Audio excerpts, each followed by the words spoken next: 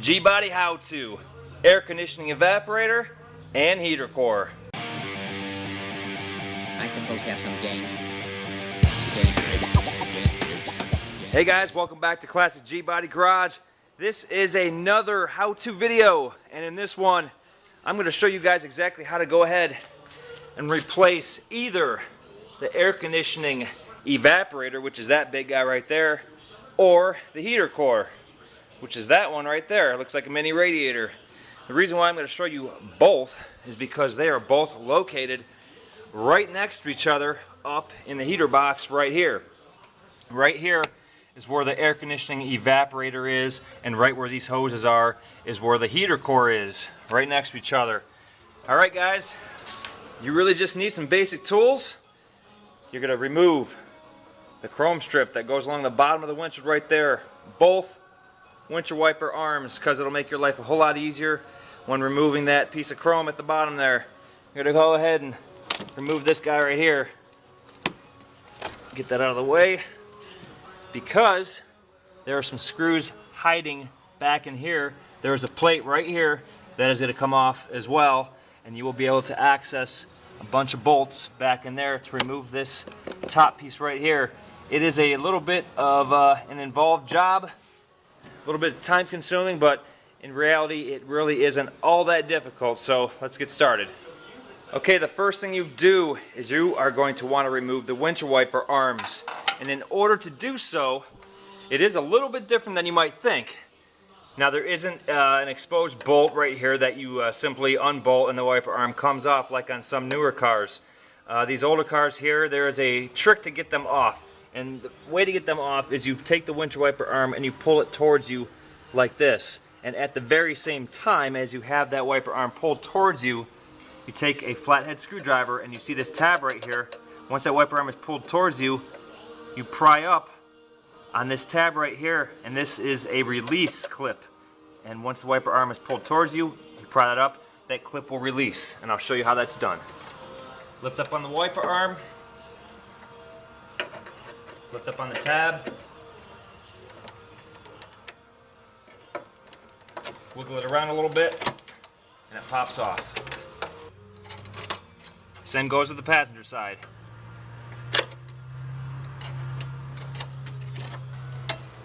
Next, you remove the windshield chrome on the bottom, held on by 1, 2, 3, 4, 5 screws.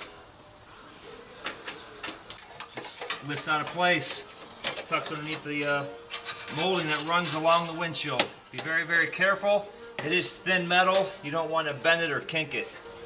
Next thing you do, you're going to want to remove this cover right here. It's held on by 1, 2, 3, 4, 2 on this back side right here. One in the middle, another one in the middle. Actually, there's 1, 2, 3, 4, 5 total. These two are hiding in the corner right here. Gotta get a different wrench for that one. I lied. There's a 6th one that also acts as a hold down for the windshield washer squirter. Alright, once all those bolts are out of there, this piece just lifts out of place. Alright, I got the top screen off, and as you can see, all that white residue. Someone has been in here before.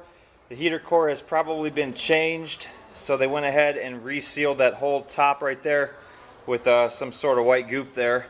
So the reason why I'm actually taking this apart is because the evaporator is cut off right there. Someone cut that, so I got to get back in here and replace this evaporator because I can't get the AC working with some cut lines right there. So that's the whole reason why I'm doing this. But now, next steps. Remove these bolts along the top right here, and then also all the little ones that run along the bottom here.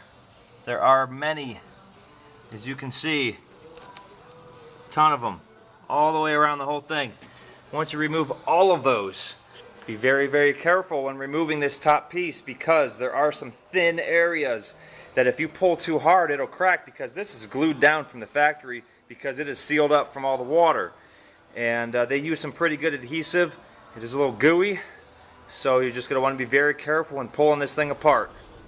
Alright, well there we go. I have the cover off. As you can see, everything is exposed now. Now I went ahead and removed the resistor block and the relay as well as the blower motor. Left those aside. Got the cover sitting right there on the ground. Now when removing the cover, that cover lifts directly straight off. You can't tip it forward or pull it back towards you. It has to come straight up. Now I will be honest with you guys, it is a bitch getting that cover off of there, just because you can see the glue that is used from the factory to seal that cover down, and it is very, very difficult to get that cover off. So please be very careful when removing it so you don't crack it. Now, this big guy right here, this is the AC evaporator, and it just sits down in there. It pulls directly up when you remove it. This right here is the heater core, and this is held down by one single bolt right here. There's a metal tab that holds it into place right there, like that, with the ground wire. Now, the ground wire also attaches to the firewall, so be careful when removing that. You know, these cars are old. Just remove the bolt, set the clip and the ground wire aside, remove the two hoses, pull those off of there, and then literally this heater core pulls straight up. I'm not going to go through that process right now. That is how it's done. Drop the new one in, hook everything back up, put down some new glue. I'll show you exactly which glue to use here in a second, but you know, just reverse the process as far as putting everything back together. I am going to go ahead and remove this guy. Like I said, the connections are cut, and they have the another one sitting right here on the floor. So I'm going to go ahead and get the evaporator out of the car. So the AC evaporator is literally just held in just by sitting in there. And first thing you do is just unscrew the clamps. There are two clamps right here, just regular radiator style hose clamps that hold this wire, this solid wire, into place on the short tube right here. And the solid wire goes down to a relay. I don't remember what this is called, but I believe this relay activates the compressor clutch, and this is just a temperature sensor. So go ahead and remove that, and then since I just have one hand, I'll just show you this. Just lifts right out of place. And it's stuck there, so I got to use two hands.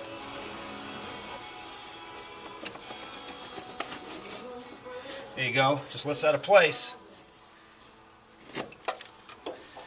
All the mess that goes with it.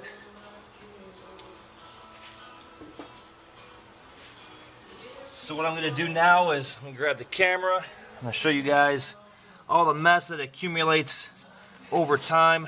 Old sealant right here from the factory.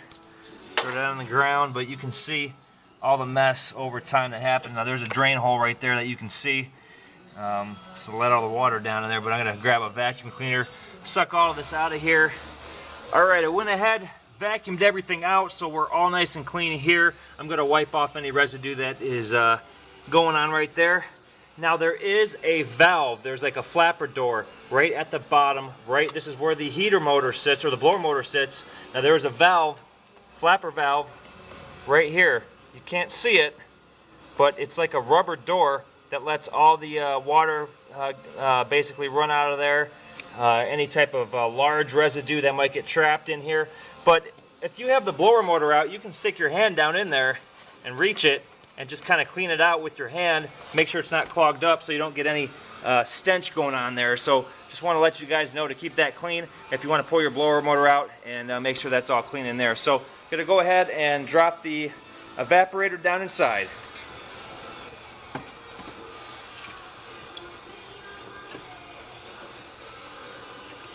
So now this is an evaporator from another car, so this goop right here, I'm not sure if you can see it on camera, I'll show you here in a minute, but that goop just kind of seals everything off. It's like a butyl window caulk almost. It's this gooey stuff that never really dries. So I went ahead and just put that into place, and now I can re-secure this wire that I showed you with the radiator clamps, and we'll start getting this thing back together. Alright, got the evaporator in place. Here is the goop I was talking to you about. This is very similar to the window butyl tape, and it basically seals the evaporator to the lower heater box right here. Went ahead and clamped the wire back down for that relay, and now next I'm going to put the window butyl tape along the top here and around the entire perimeter of the heater box itself. Like I said, I didn't touch the heater core, but once you get this top off, very self-explanatory. That is all that holds it in. That bolt right there, you got your ground wire. This little clip right here comes out once you undo that bolt. Undo these two hoses, that lifts right out, drops right back in, just like the evaporator does. So this is the glass setting butyl tape. You can get this at Napa Auto Parts. It's basically, there's the measurements right there. It's 5/16 inch, 15-foot roll. I have a couple of them right here. This stuff is perfect. It's meant for glass, but it's also perfect for sealing up heater boxes. It's basically like a rope seal. It's gooey, it never dries, and this stuff is excellent to work with. It's almost like working with silly putty or clay, and sets right down into place and does an excellent job sealing up the heater boxes. So I'm going to go ahead and put that in right now and get the top laid down and button it all up.